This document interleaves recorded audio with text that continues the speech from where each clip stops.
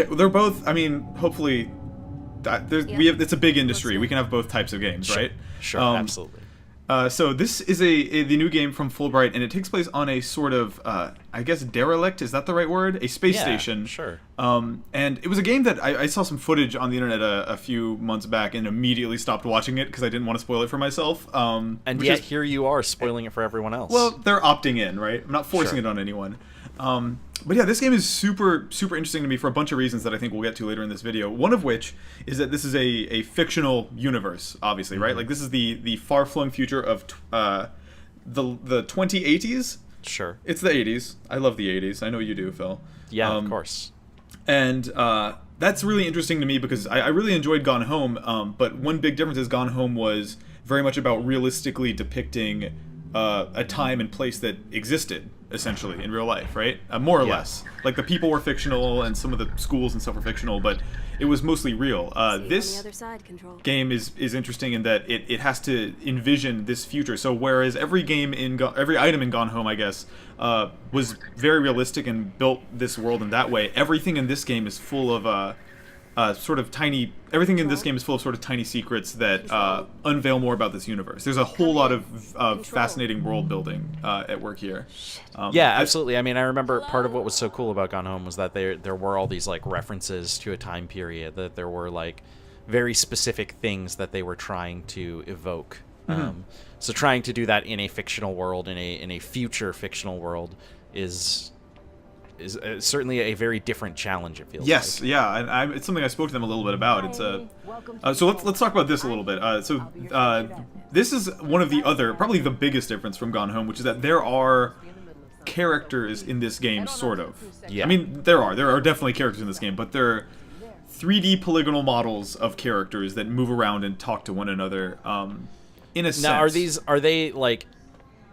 are these characters actually here, or No. is this like recordings? Yeah, so you might have noticed at the very beginning, there's this message that says, by entering this ship, you sort of consent to having your voice and your 3D motion recorded. And so what you're sort of looking at is basically logs of the people who are on this ship. And it's a really cool idea because rather than just do the traditional vanilla audio log thing, you kind of get to see these characters move and interact and actually walk around the ship, which is something we'll discuss in a little bit.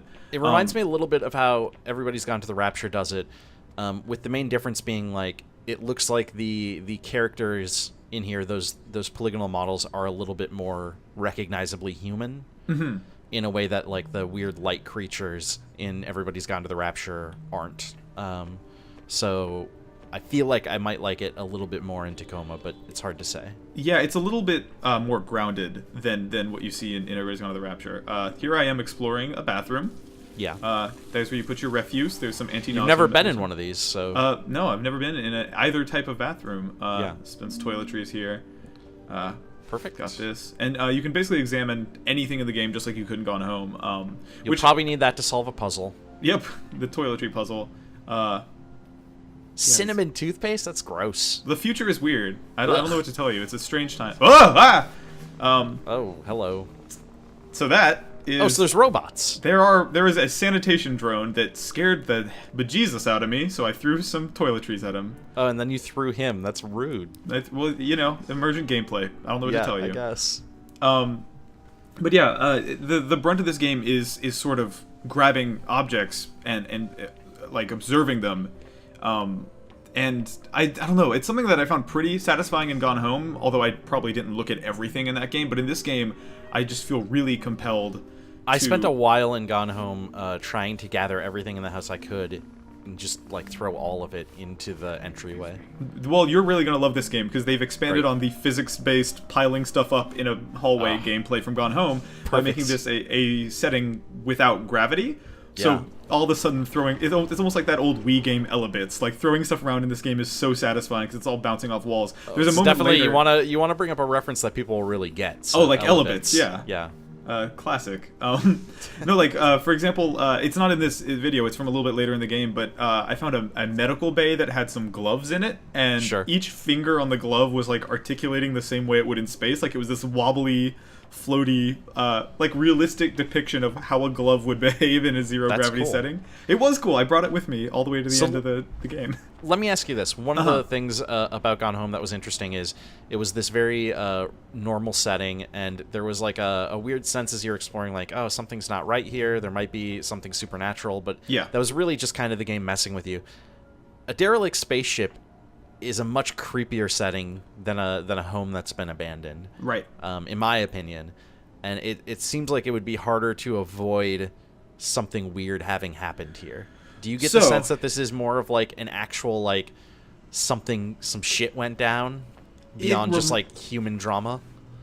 I think some shit went down. I feel confident in saying that some shit went down. Okay. And I think that's not spoiling anything. I think if you watch the trailers, it's clear that something happened on this ship. But I think just like Gone Home, it's ambiguous what it was. If the creepiness is just something I'm making up in my head because I'm in this spooky setting, or if you know, I mean, who knows? and there to be clear, in Gone Home, like, if you'd asked me in the first hour or so what I thought, I probably would have said the same thing. I probably would have said like, oh, ghosts. some shit definitely went down. There's ghosts here, dude. So this, to me, is the single most interesting thing about Tacoma. These characters are sort of all in this room, all talking. They're watching some sort of astrological event, some sort of solar flare, I think, or something. Yeah. But what's really cool about this is that at me as a player, there are two conversations taking place. Sarah and Roberta are talking, and Natalie comes in. And then this other group of characters is talking off to the side, and I can actually listen to one of their two conversations by just standing near them and listening. Sure. So you, as a player, have a kind of a lot of agency in a cutscene. Compared to what you'd have in a normal game. So like Sure. I can kind of choose who I'm listening to, which side of the conversation I hear, and it's really cool because I saw even more dramatic examples of this later in the game. So there was like a med bay where there was a diagnosis happening, and the doctor left the room. But because it was a recording, I was able to like follow her out of the room as she left and watch her type in a password on a prompt somewhere. Like the ability to follow characters as they leave and enter rooms in mid-conversation is kind of a crazy narrative thing that I've never seen in a game before. Like, it really That's cool. changes. Being able to move around in a cutscene and follow different characters is kind of huge and has me really excited for this game.